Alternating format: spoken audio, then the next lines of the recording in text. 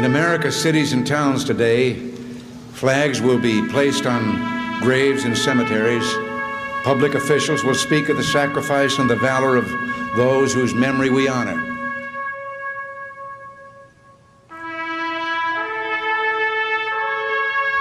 I have no illusions about what little I can add now to the silent testimony of those who gave their lives willingly for their country.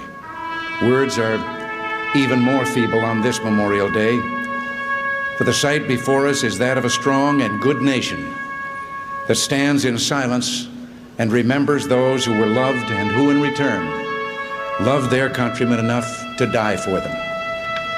Yet we must try to honor them, not for their sakes alone, but for our own. And if words cannot repay the debt we owe these men, surely with our actions we must strive to keep faith with them and with a vision that led them to battle and a final sacrifice. Our first obligation to them and ourselves is plain enough. The United States and the freedom for which it stands, the freedom for which they died, must endure and prosper. Their lives remind us that freedom is not bought cheaply.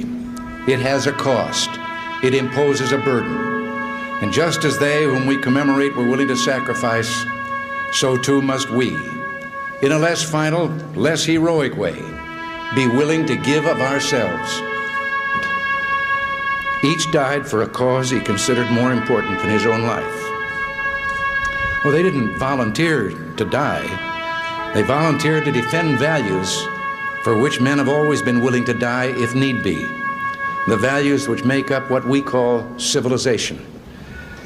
And how they must have wished, in all the ugliness that war brings, that no other generation of young men to follow would have to undergo that same experience.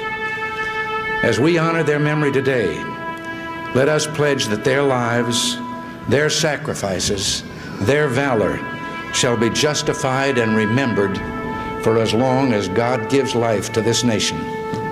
And let us also pledge to do our utmost to carry out what must have been their wish, that no other generation of young men will ever have to share their experiences and repeat their sacrifice.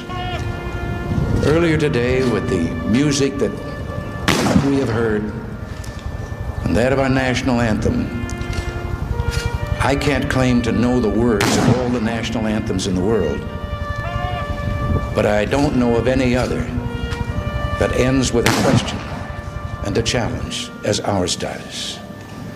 Does that flag still wave o'er the land of the free and the home of the brave?